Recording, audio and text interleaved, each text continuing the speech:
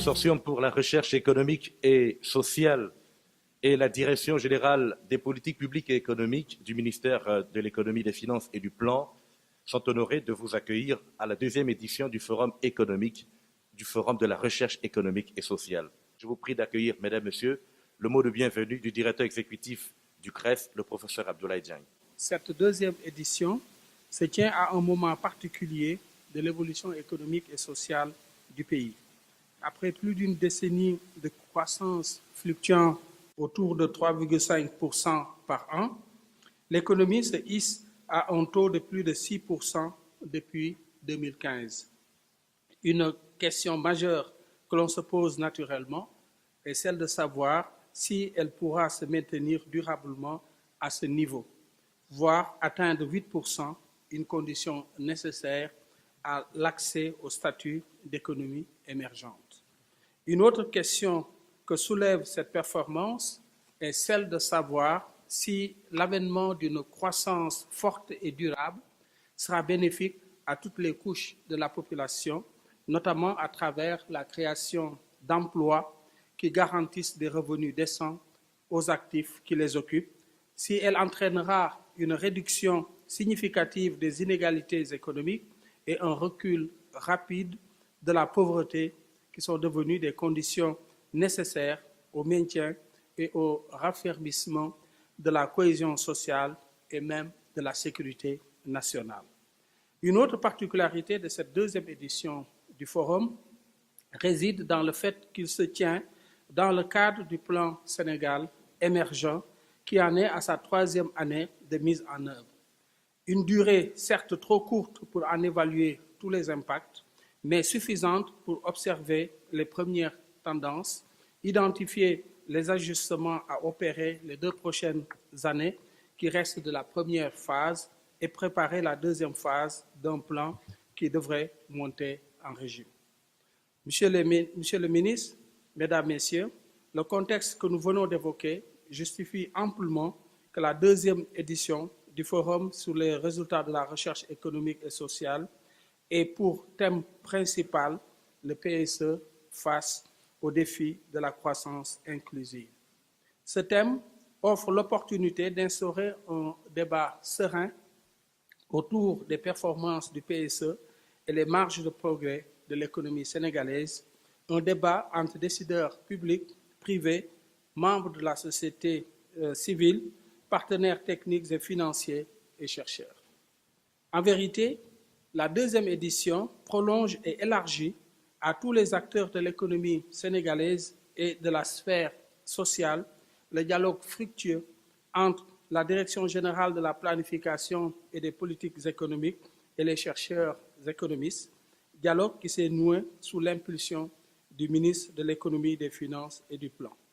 L'ouverture de ce ministère au monde de la recherche s'est traduite récemment par une série de travaux commandités par la Direction générale de la planification et des politiques économiques à des chercheurs sur des sujets aussi variés que le contenu en formation brute de capital fixe des investissements publics, la productivité de la main-d'œuvre sénégalaise, les politiques énergétiques du pays, etc. Nous sommes persuadés que cette coopération s'intensifiera les années à venir, tant les domaines potentiels de partenariat sont nombreux. Il nous suffit d'évoquer l'application par le Sénégal de la directive de l'UEMOA relative à l'évaluation des politiques publiques. Un domaine à la fois vaste et complexe, requérant la mobilisation de nombreuses compétences qui, du point de vue de la qualité, n'existent pas en quantité suffisante dans les administrations publiques. Nous avons insisté à plusieurs reprises sur la nécessité d'avoir une croissance durable.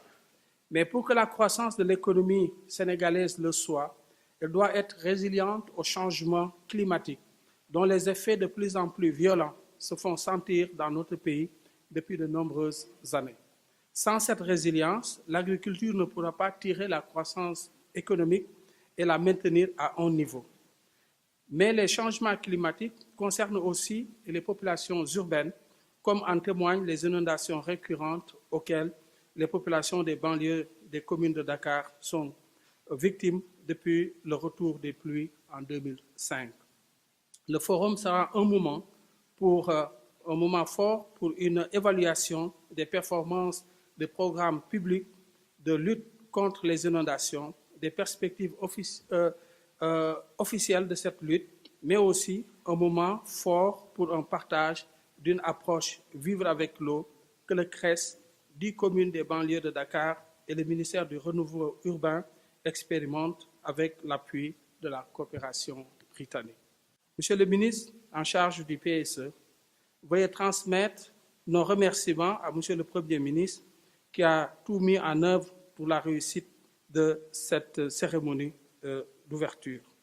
Des remerciements sincères vont aussi à tous les ministres qui ont soutenu ce forum et dont certains participeront aux sessions qui seront organisées. D'abord, M. Ahmadou Ba, ministre de l'Économie, des Finances et de la Planification, qui, comme nous l'avons indiqué tout à l'heure, attache une grande importance à un partenariat fécond entre son département et les institutions de recherche.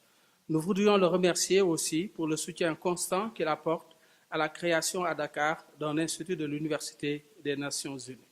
Nous avons bon espoir qu'avec son appui, ainsi que celui du ministère des Affaires étrangères, le ministre de l'Enseignement supérieur et de la Recherche, cet institut verra le jour dans les tout prochains mois et sera l'une des toutes premières institutions internationales d'enseignement supérieur et de recherche à s'installer sur le campus régional de Diamniadio. Nous remercions également le professeur Marito Ounian, qui ne ménage aucun effort pour le développement d'un enseignement supérieur et une recherche de qualité. Nous exprimons notre gratitude aux ministres qui ont bien voulu parrainer des sessions de ce forum, plus particulièrement M. Diène Farba Sarr, ministre du Renouveau urbain, de l'Habitat et du Cadre de vie, M. Mambaïnian, ministre de la Jeunesse, de l'Emploi et de la Construction citoyenne, Dr Antessar Diako, délégué général à la protection sociale et à la solidarité nationale. Un grand merci au directeur général de la planification et des politiques économiques, M. Pierre Ndiaye, dont le sens de l'initiative et le dynamisme ont beaucoup contribué à la tenue de cette édition du Forum de la recherche économique et sociale. Merci à tous les participants pour avoir sacrifié de leur temps en venant prendre part à la rencontre d'aujourd'hui. Vous contribuez ainsi et de manière décisive aux objectifs assignés au Forum.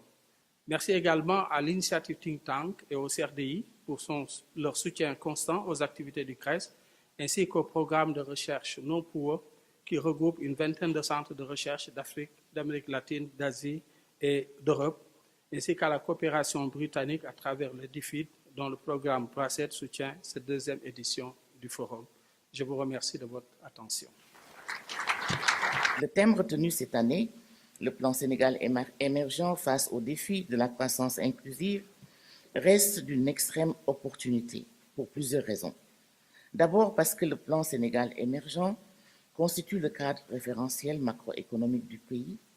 Il importe donc de s'y arrêter pour faire un état des lieux. Ensuite, parce que le plan Sénégal émergent entame la deuxième phase de son déploiement, il est donc utile d'identifier les gaps et de formuler des recommandations fortes. Monsieur le ministre, Mesdames et Messieurs, tous ces succès réunis incarnent la vision du PSE. Converger vers, je cite, un Sénégal émergent en 2035 avec une société solidaire et dans un état de droit. Fin de citation. Néanmoins, nous appelons instamment à un engagement renforcé dans la mise en œuvre du PSE, Monsieur le ministre. En entamant la seconde phase du PSE, dont le démarrage s'inscrit dans le même créneau temporel que l'évaluation ici au Sénégal de la stratégie nationale d'éradication de la faim que j'ai la charge de diriger, le Sénégal doit procéder à un diagnostic des atouts et des contraintes dans la mise en œuvre de cette première phase-là. La question de l'émergence est hautement transversale. Elle embrasse tous les secteurs d'activité, qu'ils soient économiques, sociaux, juridiques, environnementaux. Pour prendre tous ces aspects en compte, j'inviterai les gouvernements, bien entendu, mais également tous les acteurs institutionnels en charge de la mise en œuvre et du suivi du PSE de s'orienter davantage vers l'analyse diagnostique et prospective. Et pour cela, l'outil de modélisation et de prospective qui est le T21, que vous connaissez très bien, Monsieur le ministre, me semble le mieux indiqué. Il s'agit d'un outil de simulation dynamique conçu pour soutenir une planification globale et intégrée à long terme du développement national. Je terminerai en disant que l'émergence n'est pas seulement non plus l'affaire d'une élite. Et pour réussir notre PSE, il est primordial d'impliquer davantage les populations à la base, que celles-ci s'imprègnent davantage de l'offre de bien-être collectif que représente le PSE et qu'ils se l'approprient pour un Sénégal de tous et un Sénégal pour tous, pour reprendre la formule du président Macky Sall. Je vous remercie de votre attention. En effet, la croissance économique est un pilier important du PSE, dans le PSE, comme dans tout processus de développement d'une nation.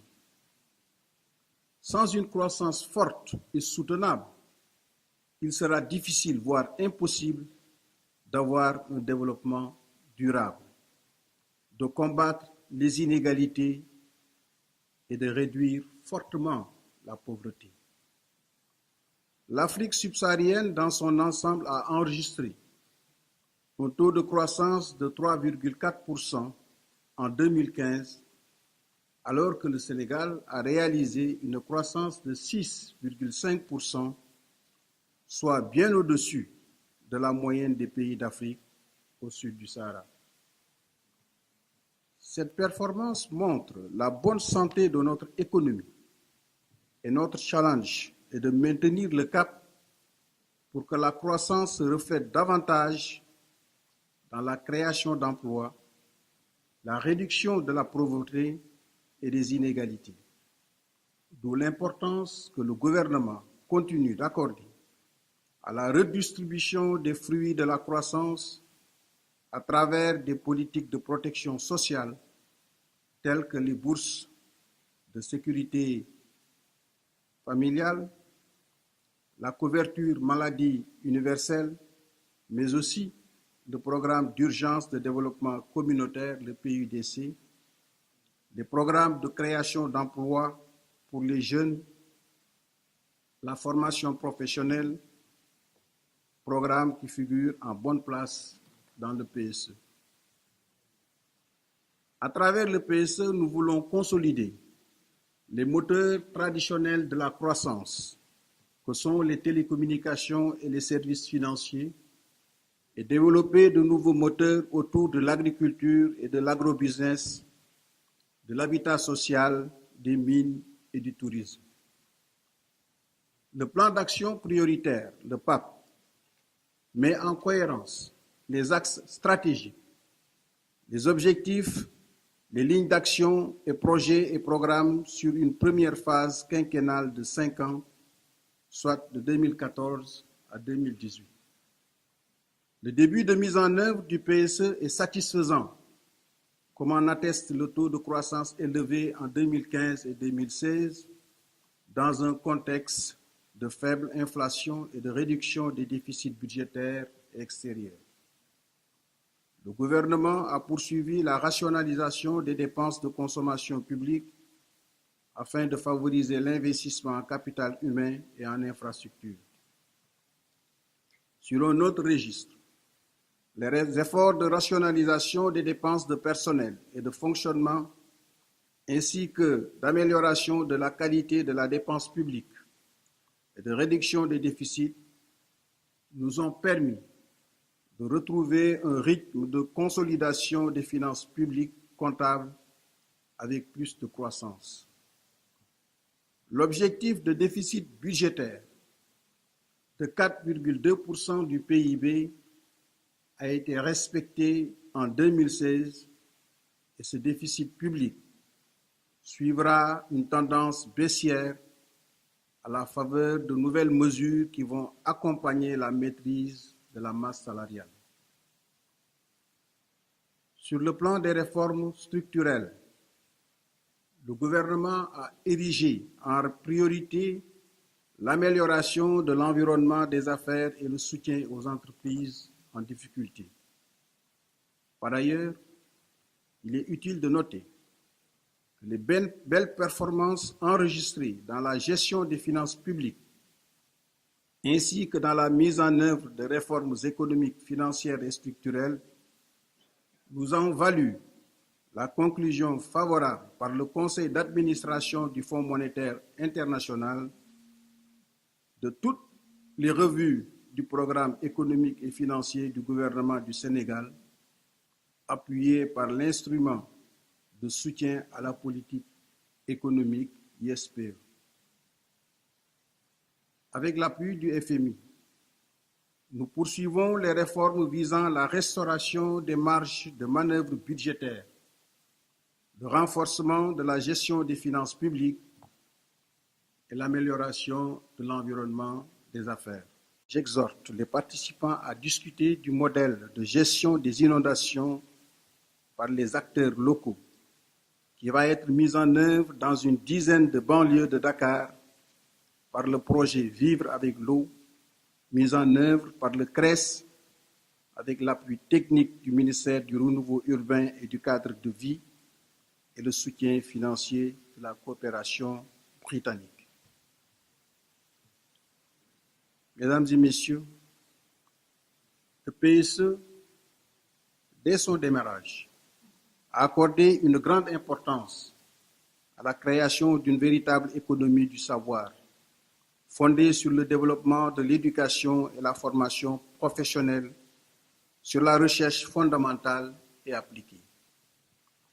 Cela permet de prendre en compte les effets des politiques favorisant l'accès à l'éducation qui ont été mises en œuvre au cours des 15 dernières années. Mesdames, Messieurs, de quelle recherche économique et sociale avons-nous besoin dans la mise en œuvre du PSE?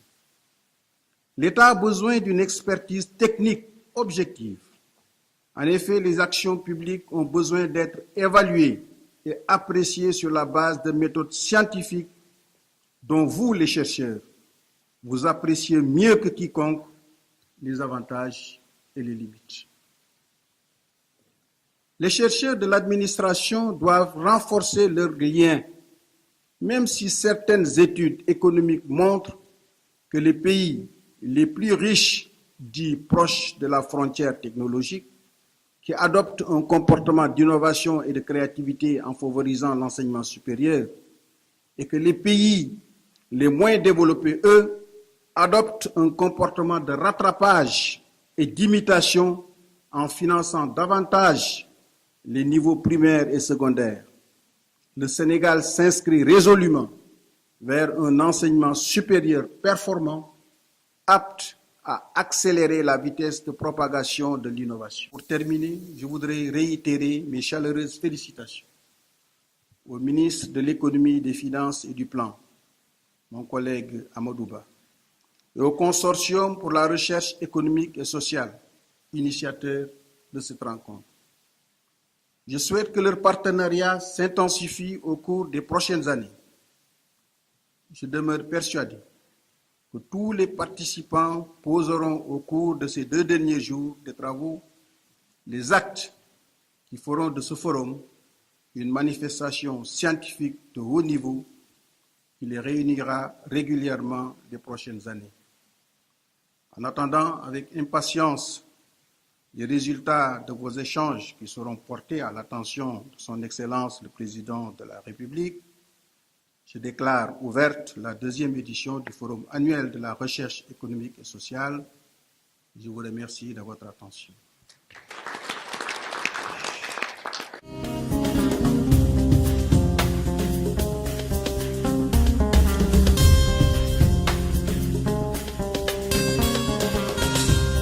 Évidemment, nous allons servir à tous nos invités et aux membres du gouvernement ce que nous considérons comme l'apéritif de ce forum qui plante le décor effectivement de la réflexion à laquelle nous sommes tous invités. Et ce type de panel impose effectivement la modération d'un monument de la recherche pour le suivre. Je m'avais invité ici doyen honoraire de la faculté des sciences économiques de gestion appliquée et qui est d'ailleurs l'un des premiers professeurs agrégés de ce continent, le professeur Moustapha Kassé, qui est le modérateur. Je m'en vais donc, si vous voulez, une fois encore, remercier, je pense, tous ceux qui sont intervenus et qui ont déjà planté le décor à telle enseigne que peut-être ça va faciliter évidemment la suite de nos travaux. Alors, nous avons là, dans cette session introductive, que les organisateurs veulent effectivement très brève, à cause précisément des préoccupations de M. le ministre qui est là et qui a accepté d'être avec nous dans cette séance d'ouverture. Donc, je m'en vais donner la parole d'abord au directeur Pierre Ndiaye, en m'associant à toutes les félicitations qui lui ont été adressées par le directeur exécutif du CRES, que je remercie par ailleurs pour le travail qu'il abat dans ce domaine. Et puis ensuite, je donnerai la parole au professeur Abdoulaye Diagne, directeur exécutif, pour cette session introductive. Avant d'aborder les questions liées donc aux performances macroéconomiques de la mise en œuvre du PSE et autres, vous me permettrez de rappeler simplement que le diagnostic qui avait conduit à l'élaboration de ces stratégies mettait l'accent sur la jeunesse de notre population. Vous savez tous que les moins de 25 ans représentent presque les 2/3 de la population et cela constitue un défi extrêmement important en termes de services sociaux de base, l'accès à l'éducation, à la formation professionnelle, à la santé, à la protection sociale, mais aussi un défi extrêmement important en termes d'emploi décent. Ce même diagnostic mettait également sur la table la faible productivité, notamment dans le secteur de l'agriculture et dans le secteur informel. Il mettait aussi sur la table des marges de manœuvre budgétaires très limitées et un déficit structurel du compte courant. Donc c'est l'ensemble de ces questions que la stratégie essayait d'adresser. Et donc cela m'amènera tout simplement à rappeler dans ma présentation la vision claire et la stratégie, à rappeler les réformes ciblées qui ont été mises en œuvre, les résultats un peu macroéconomiques, avant de finir avec l'inclusion et la protection sociale. C'est loin ou pas? Voilà. Alors, sur la vision, Madame le ministre l'avait rappelé tout à l'heure, un Sénégal émergent en 2035 et avec une société solidaire dans un état de droit. Je crois qu'il y a ici beaucoup de choses, l'émergence, la solidarité, la gouvernance, et cela avait conduit à retenir ces 3 axes. Le premier, la transformation structurelle, qui vise donc à renforcer la croissance, mais surtout à avoir une croissance inclusive au regard de tout ce que j'avais décrit tout à l'heure comme contrainte, comme défi à relever. Un axe 2 sur le développement du capital humain, l'éducation, la santé et la protection sociale. Et donc le 3e axe sur la gouvernance. Évidemment, on ne peut pas réussir ici si on n'adresse pas de façon spécifique ce qu'on a appelé les fondements de l'émergence, à savoir la question de l'énergie, les infrastructures, le capital humain, le financement de l'économie et les TIC. Et donc, au regard de tout cela, évidemment, on peut déjà dire que sur les 3 années de mise en œuvre du PSE, comme le disait le ministre tout à l'heure dans son discours, des résultats fort appréciables ont été enregistrés.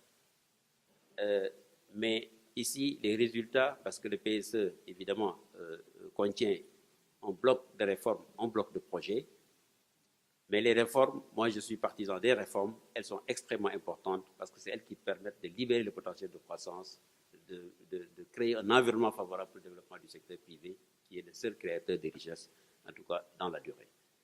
Donc des réformes importantes ont été mises en œuvre et ces réformes touchent 2 axes. D'abord, restaurer les marges de manœuvre budgétaires de l'État et l'autre axe, c'est améliorer l'environnement des affaires pour un secteur privé beaucoup plus épanoui. En matière de restauration des marges de manœuvre budgétaires de l'État, ce qu'on peut citer, c'est qu'on a créé un système fiscal plus simple, plus équitable et plus efficace avec l'adoption du nouveau Code général des impôts et du nouveau Code des douanes. On a procédé à une modernisation de l'administration fiscale et douanière en dématérialisant les procédures, en réformant les structures, en automatisant certaines procédures. Nous avons procédé également à une rationalisation des dépenses, surtout les dépenses de fonctionnement, mais nous avons instauré aussi la réserve de précaution en gestion. C'est un système en fait, qui organise un processus d'accès compétitif à certaines ressources où on dit les ressources sont là, mais si vous mettez en œuvre certaines réformes, vous pourrez accéder à ces ressources. Ou bien les ressources sont là, mais si le projet est bien étudié, bien évalué, vous pouvez accéder à l'ensemble de ces ressources. Et on a amélioré l'efficacité de l'investissement public avec les lettres de politique sectorielle de développement, mais les études de faisabilité économique et financière des projets et programmes. Ça, c'est un gros paquet de réformes donc, qui ont été mises en œuvre pour restaurer les marges de manœuvre budgétaires de l'État. Et du côté de l'environnement des affaires, beaucoup de textes donc, et des procédures ont été simplifiées pour une administration de services accessible et efficace.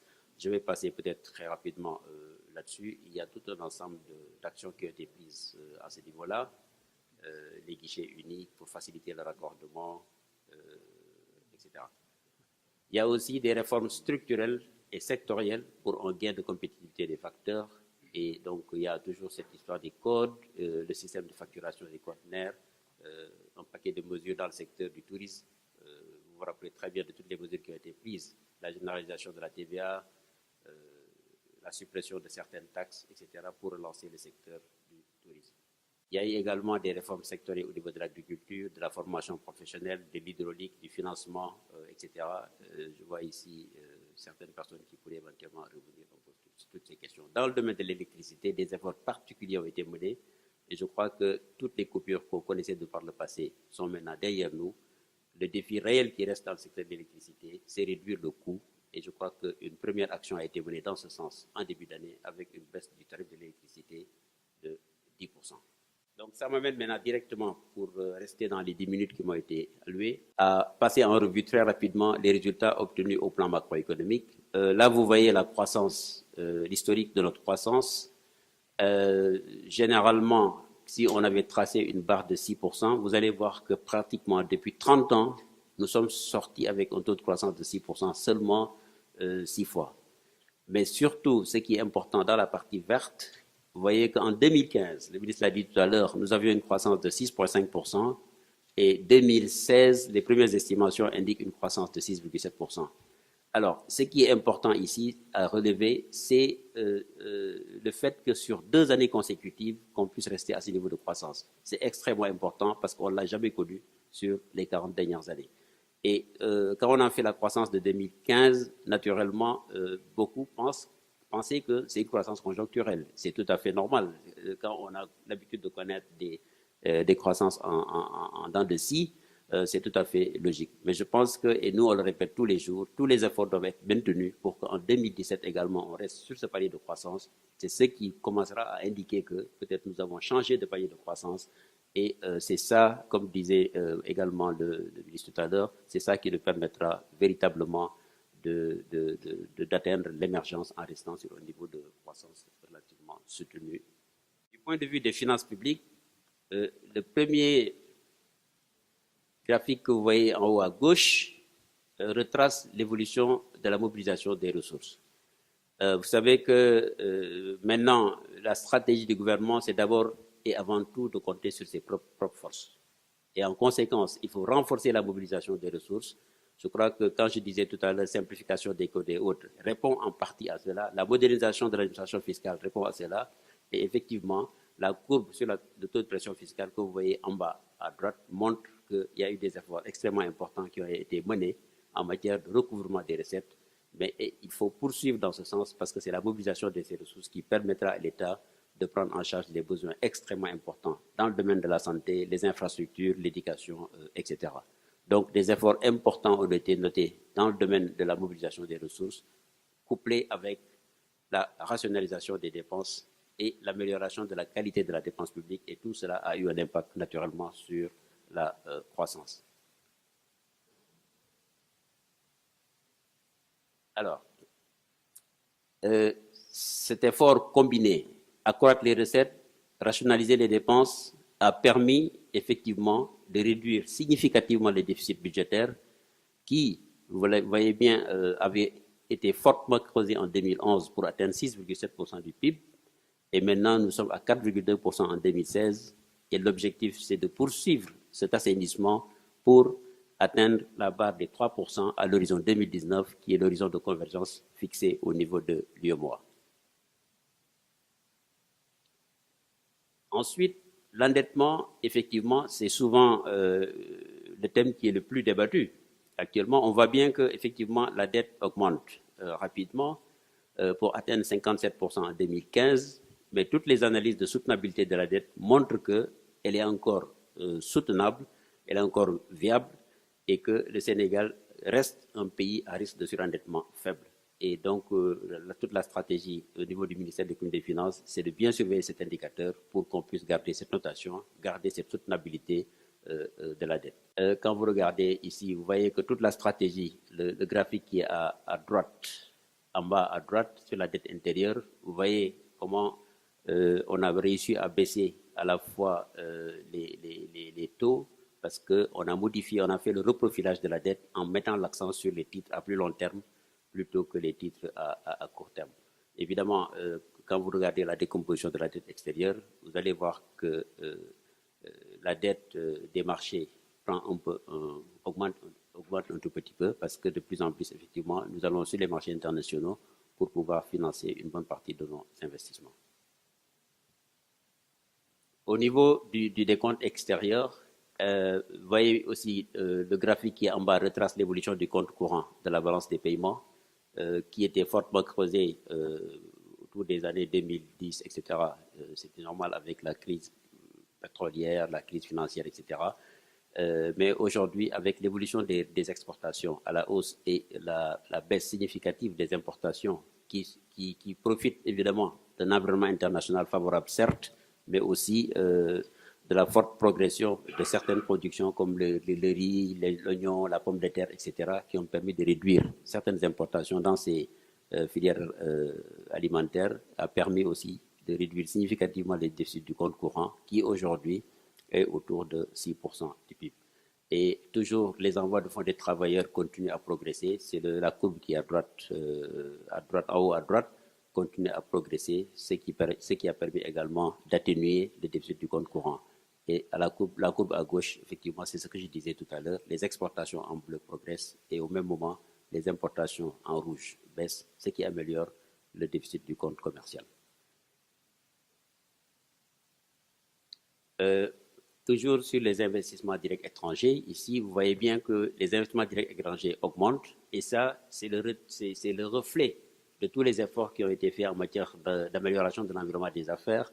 Comme le disait le ministre tout à l'heure, on est dans le top 10 des meilleurs réformateurs et cela, on voit le reflet dans l'évolution des investissements directs étrangers, mais c'est encore très faible parce que c'est 3% du PIB. Je pense que notre ambition, c'est d'aller nettement au-delà de tout ça. Mais c'est déjà encourageant de voir que les IDE commencent à arriver. Alors, je pense que ces résultats au plan macro sont extrêmement importants parce qu'aujourd'hui, le cadre macro est totalement assaini et l'État met davantage l'accent sur la mobilisation des ressources publiques internes pour financer davantage tout ce qui est investissement dans les infrastructures, l'éducation, etc. Mais la politique d'amélioration de l'environnement des affaires constitue également une super priorité parce que c'est cela qui permettra de libérer le potentiel de croissance, de faire développer le secteur privé qui est le seul porteur d'une croissance soutenue dans la durée. Donc c'est vraiment un message très très très fort que je voudrais lancer à l'endroit du secteur privé, toutes les réflexions qui doivent permettre donc d'avoir un secteur privé beaucoup plus dynamique. Évidemment, je disais tout à l'heure que la contrainte majeure, c'est il faut une croissance forte qui nous permet de créer des emplois, qui permet donc d'améliorer sensiblement la situation. Voilà. L'ambition, c'est donc d'avoir toujours cette croissance de qualité qui génère de l'emploi, des revenus et qui favorise le développement solidaire et inclusif. Mais cela, ne pouvons pas l'avoir peut-être à très court terme. Le gouvernement a mis en place un ensemble de programmes qui permettaient d'accompagner ce processus à court terme, le temps que la croissance puisse générer un ensemble d'emplois. suffisant pour que les populations puissent d'eux-mêmes prendre en charge certains besoins. C'est pourquoi on a mis en place le programme national de bourse de sécurité familiale qui a enrôlé aujourd'hui près de 300 000 familles qui reçoivent chaque trimestre 25 000 francs. On a lancé le programme de couverture maladie universelle, mais aussi le programme d'urgence de développement communautaire qui est salué partout un peu en Afrique, un programme qui est dédié aux zones rurales les plus défavorisées et qui cible l'énergie, qui cible l'hydraulique, les pistes de désenclavement, mais aussi la fourniture d'équipements pour alléger la pénibilité des travaux des femmes en milieu rural. Voilà, mesdames, messieurs, en 10 minutes, donc, ce que je pouvais dire sur les résultats au plan macroéconomique. Je vous remercie. Évidemment, après l'exposé de M. le directeur général de la DGPPE, je ne vais pas beaucoup insister sur certains aspects de cette croissance. Notons simplement, pour confirmer ce qu'il a dit, la dégradation de la situation économique du Sénégal au cours des années 90 avec une faible croissance inférieure au taux de croissance démographique et la dévaluation de 1994 a permis d'améliorer la situation. Mais si on prend cette période, on a eu une croissance qui était encore à peine au-dessus du taux de croissance démographique, donc une faible amélioration de la situation. Et au cours des années 2000 aussi, on a connu une progression, mais vous voyez que c'est une croissance en dents de scie avec une fluctuation autour de 3% du PIB. Et nous avons eu cette tendance jusqu'en 2011. Nous avons aussi, et donc le résultat majeur, c'est une dégradation du produit par tête sur la longue période qui s'est accompagnée évidemment d'une aggravation des inégalités dans la distribution des revenus. Et une autre conséquence, c'est une incidence de la pauvreté très élevée, puisque c'est au moins la moitié de la population qui est frappée par cette pauvreté. Alors, le diagnostic qui a été fait de la situation économique du Sénégal par les responsables actuels du pays, c'était un chômage massif, c'est un coût de la vie très élevé, c'est des services d'éducation et de santé de faible qualité, c'est aussi une corruption généralisée et une forte insuffisance, voire une absence d'infrastructures qui sont cruciales pour le décollage économique du pays. Il y avait aussi la qualité de l'administration qui a été décriée.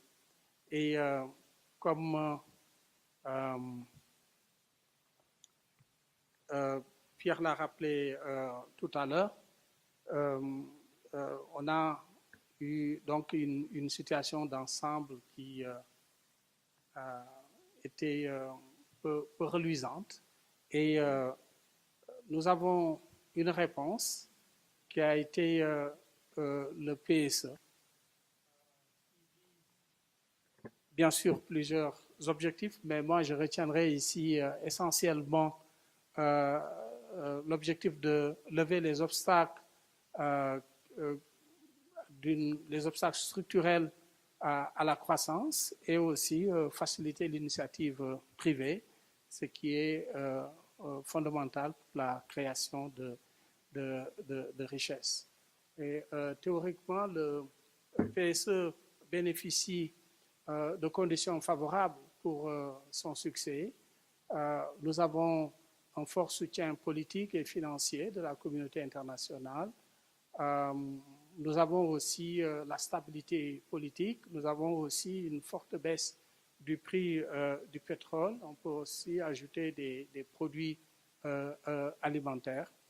Et ce qu'on a comme résultat, Pierre l'a dit tout à l'heure, c'est que depuis 2015, vous avez un taux de croissance qui augmente. Et sur la période 2012-2016, on est à une moyenne de 5,3%, performance qui a été rarement atteinte par l'économie sénégalaise. Évidemment, il est bon de savoir un peu d'où vient cette croissance qui a été observée. Et nous avons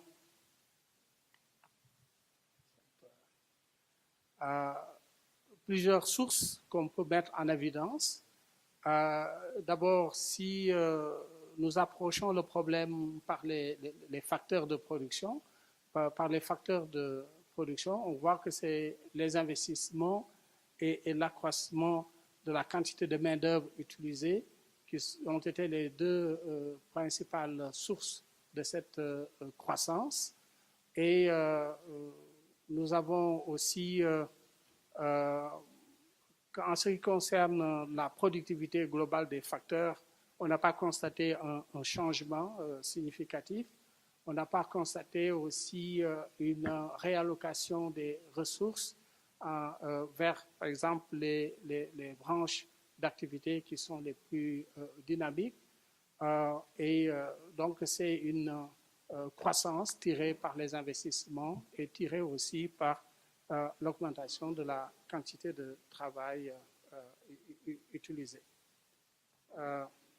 Nous avons aussi, si nous regardons cette croissance du point de vue sectoriel, c'est principalement l'agriculture qui a tiré cette croissance. Nous avons, par exemple, une production de riz paddy qui a atteint 920 000 tonnes. C'est le chiffre du ministère de l'Agriculture.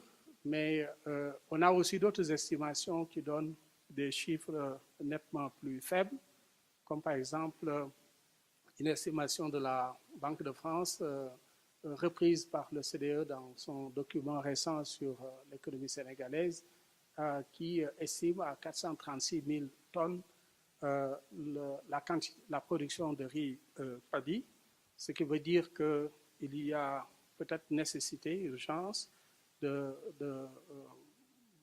revoir la façon d'élaborer ces statistiques, en tout cas de les rendre plus publiques, de sorte que les uns et les autres puissent avoir une idée claire sur comment ces chiffres ont été déterminés, parce que la croissance étant tirée par l'agriculture, on a besoin vraiment d'être sûr que les chiffres, tout le monde doit être confortable avec ces chiffres. Une autre source de croissance, ça a été les infrastructures. Donc, l'investissement public à travers le PSE qui a beaucoup tiré vers le haut l'économie sénégalaise. Si on regarde cette croissance du point de vue de la demande, on voit que la consommation intérieure a fortement augmenté, une croissance intérieure, une consommation intérieure tirée à la fois par la croissance de l'agriculture, par les investissements publics qui génèrent aussi des revenus, mais aussi par la demande par les transferts des migrants. Nous avons aussi les exportations qui ont progressé, Pierre l'a dit, et ça a été aussi un facteur de croissance. C'est important de constater que la demande intérieure augmente parce que ça veut dire qu'il y a un marché intérieur qui est en progression et qu'il y a des opportunités pour créer des entreprises pour satisfaire la demande locale. Ce qu'on peut donc tirer comme conclusion, c'est que nous avons une croissance forte tirée par l'agriculture et les investissements publics. Évidemment, la question qui se pose, c'est un problème de soutenabilité, parce que, comme nous allons le voir, l'agriculture est soumise à beaucoup d'aléas, notamment des aléas climatiques, et l'investissement public aussi ne peut pas continuer à augmenter compte tenu de certaines contraintes, notamment les contraintes d'équilibre budgétaire. Pour ce qui concerne les performances sociales, même si le taux de pauvreté a un peu baissé, c'est toujours autour de 46%, d'après les estimations les plus récentes, et c'est un taux qui est encore très élevé. Et nous avons constaté aussi une certaine inégalité dans la répartition de cette pauvreté entre villes et campagnes. Par exemple, en milieu rural, vous avez 2 habitants sur 3 qui sont pauvres, alors qu'en milieu urbain, surtout à Dakar, vous avez 1 habitant sur 4. Vous avez aussi une pauvreté rurale qui est plus marquée dans la région du Sud que dans les autres régions. Là aussi, il y a un problème de déséquilibre. Et globalement, nous avons toujours le nombre de pauvres qui augmente, et c'est aussi à prendre en considération. Il y a des améliorations importantes qu'on a notées sur certains indicateurs en matière de santé, en matière d'éducation. Il y a aussi, Pierre l'a rappelé, les efforts qui ont été faits pour résorber les inégalités en mettant en place des programmes comme les bourses familiales, la couverture maladie universelle, et on aurait dû ajouter aussi le PUDC. Vous avez aussi des progrès très importants qui ont été engrangés en ce qui concerne la réduction des inégalités de genre. Je pense que ce qui se passe dans l'enseignement primaire est emblématique. Nous avons maintenant un taux de scolarisation des filles qui est supérieur à celui des garçons. Malgré tout, le Sénégal est encore en paiement, et le classement du Sénégal dans l'indice de développement humain du PNUD pourrait être amélioré, parce que on est à la 163e position sur 189. Nous avons aussi un autre classement fait par un organisme qui s'appelle Bertelsmann et qui concerne les pays en développement. C'est 129 pays en développement, et là, quand même, la position du Sénégal est un peu meilleure. Mais globalement, je pense qu'il y a des efforts à faire pour améliorer cette position. Alors, si on veut une croissance forte, une croissance durable, il y a un certain nombre de contraintes à desserrer, et en même temps, ces contraintes nous donnent une idée sur les domaines où des réformes urgentes doivent être menées. Il y a les ressources publiques. Pierre a beaucoup insisté sur ce point. Nous avons un déficit budgétaire qui est encore assez élevé, malgré les efforts des années récentes, efforts qu'il faut poursuivre. Et il faut insister sur les difficultés à mobiliser davantage de ressources publiques. C'est dû au poids de l'informel, le secteur informel, qui fait un peu plus de la moitié du PIB, n'est pas encore correctement fiscalisé, si je puis dire, et c'est une faiblesse pour les finances publiques. Nous avons aussi une concentration de la charge fiscale sur un petit nombre de contributeurs. C'est un peu une conséquence du fait qu'une bonne partie du secteur informel échappe encore à la fiscalité. Mais en même temps, il y a des marges bénéficiaires, des marges budgétaires qui peuvent être exploitées. Il y a certains produits dont on peut relever le taux de taxation, comme le tabac. Il y a certains secteurs aussi qui devraient pouvoir contribuer davantage aux ressources publiques, comme le secteur des mines et carrières. Vous avez aussi certains produits de grande consommation qui sont exemptés de taxes et ce n'est pas toujours justifié. Du riz importé, par exemple, devrait être taxé, entre autres. Et vous avez aussi la fiscalité de l'environnement, vous avez les plastiques, vous avez aussi d'autres produits qui pourraient être taxés.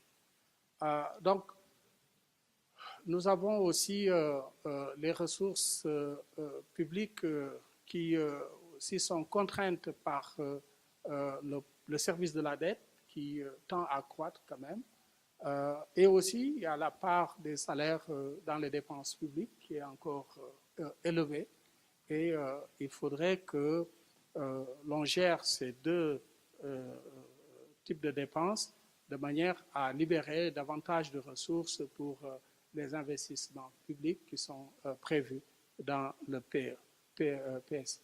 Bon, le coût de l'endettement aussi mérite d'être revu. Il y a cette tendance, Pierre l'a rappelé tout à l'heure, à recourir aux marchés financiers, notamment les marchés régionaux, mais c'est au prix d'un coût d'endettement plus élevé. C'est pourquoi, là aussi, il y a une attention particulière à accorder à cette source d'endettement.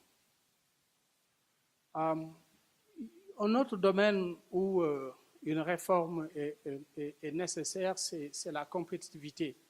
Pour ce qui concerne le climat des investissements, le Sénégal a fait des progrès, mais son classement dans l'indice Doing Business est à améliorer. On est à la 153e position sur 189. Vous avez aussi les coûts de certains facteurs qui demeurent élevés. On aurait pu faire des comparaisons sur le prix du kilowattheure au Sénégal, en Afrique de l'Ouest et dans le reste de l'Afrique. On verrait que nous avons peut-être le coût d'électricité le plus élevé. Il y a aussi les services de transport qui sont à un coût élevé encore et il y a aussi des problèmes de qualité. Il y a toujours ces procédures pour obtenir certains services administratifs, que ce soit les douanes, que ce soit les impôts. Il y a un effort à faire. Et cela, évidemment, a pour conséquence négative une attractivité de l'investissement privé qui devrait être améliorée. Un autre domaine de réforme, c'est l'accès des PME au marché public. Il y a ce sentiment que les petites et moyennes entreprises sont exclues un peu des marchés publics pour toute une série de raisons. Il y a la complexité des cahiers de charges, il y a les critères techniques qu'ils ont du mal à appliquer. Et il y a aussi la politique de sous-traitance qui est prévue dans le cadre du PSE. Il y a une loi qui a été adoptée, mais les décrets d'application restent à être pris. Donc, il y a une nouvelle approche à mettre en place pour s'assurer que, effectivement, les petites et moyennes entreprises participent activement ont accès à la commande publique et par conséquent participent à la mise en œuvre du PSE d'une façon beaucoup plus forte que nous avons actuellement. Un dernier domaine de réforme, à notre avis, c'est l'administration centrale. On a toujours l'habitude de dire que nous avons une administration solide, une administration forte. C'est vrai. Nous avons aussi tout un ensemble de textes juridiques qui encadrent les activités, mais il y a aussi un effort important qui est amorcé, la dématérialisation de l'administration. Monsieur le ministre vient d'en parler, mais on a encore beaucoup à faire pour améliorer l'efficacité de cette administration. Et quelques points qu'on peut souligner, c'est par exemple les critères de mérite, de compétences qui ne sont pas toujours utilisés dans les nominations à des postes de responsabilité. Vous avez aussi les déclarations de justice qui sont souvent, plutôt les décisions qui sont souvent contestées. Et là aussi, c'est une faiblesse pour une administration.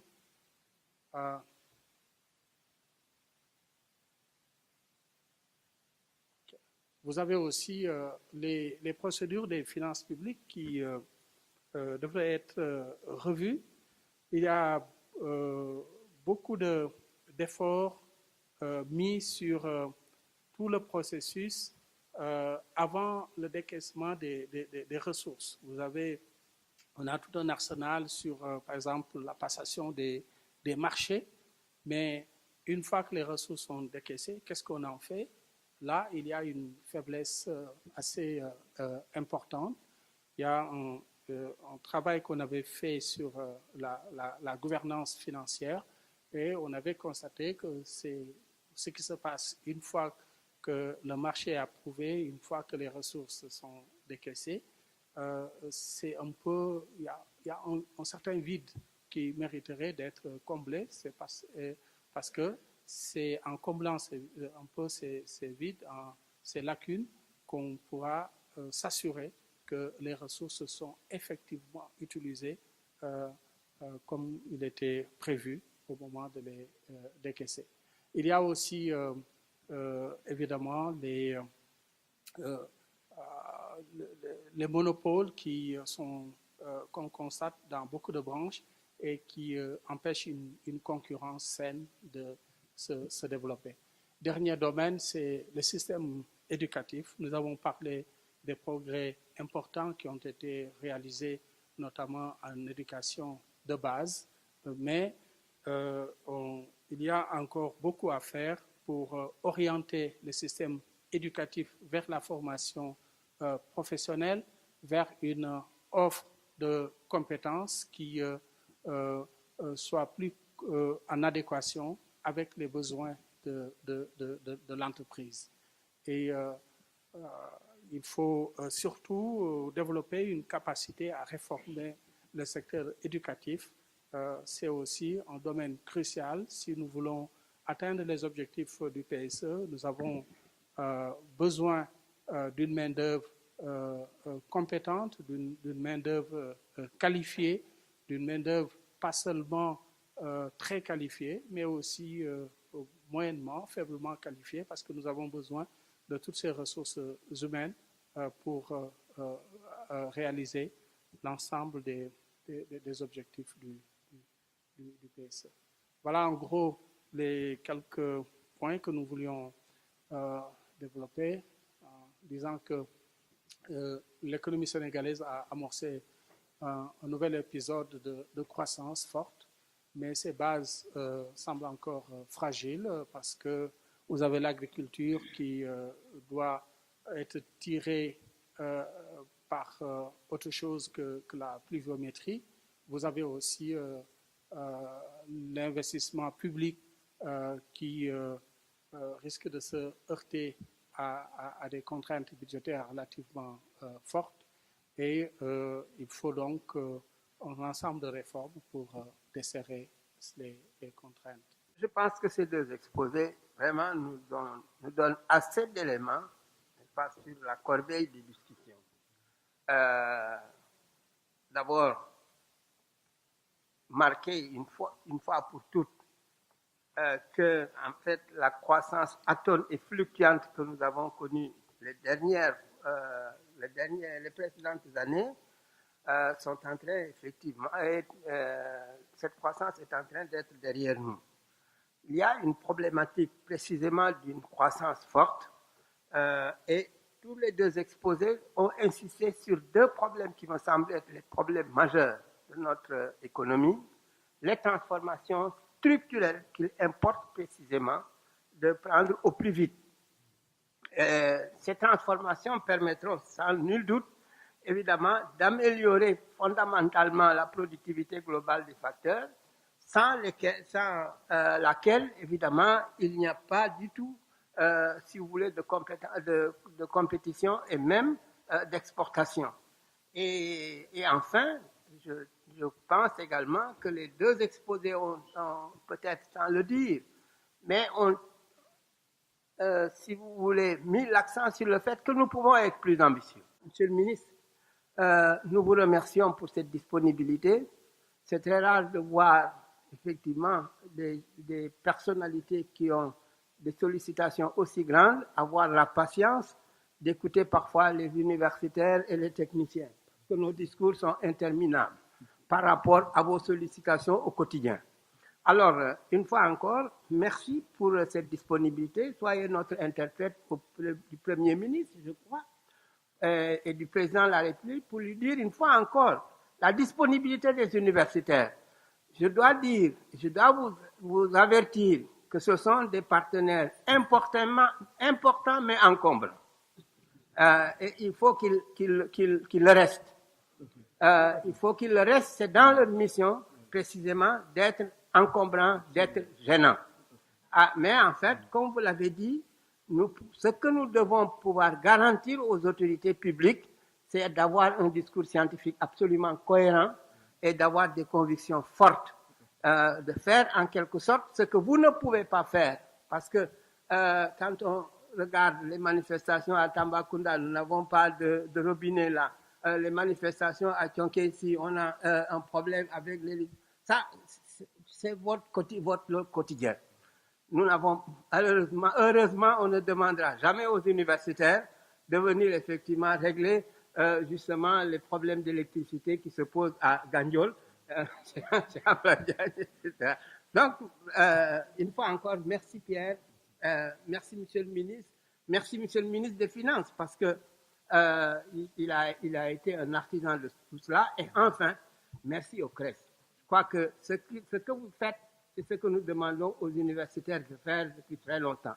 Qu'on ait des laboratoires vivants qui réfléchissent sur les préoccupations des uns et des autres, qui apportent des contributions à notre nation, quels que soient précisément les résultats de nos recherches, pourvu, comme le disait le ministre, que ça soit axé en quelque sorte sur des bases scientifiques extrêmement rigoureuses. Je termine là, avant, je crois, lundi, j'ai été invité par un groupement, n'est-ce pas, sur la zone franc. Je leur ai dit, mais oui, mais moi, je veux bien. Vous me dites, il faut sortir de la zone franc. C'est très bien, j'applaudis. Mais alors, qu'est-ce qu'on va faire? Est-ce qu'on va faire le Cori sénégalais, les brindilles de Côte d'Ivoire? Qu'est-ce que le Burkina va nous poser? Si vous réglez ces problèmes techniques-là, bon, si vous me dites sortez, nous sortons. Merci bien. Merci, monsieur le ministre. Que je vous prie d'applaudir très fort, s'il vous plaît, mesdames, messieurs.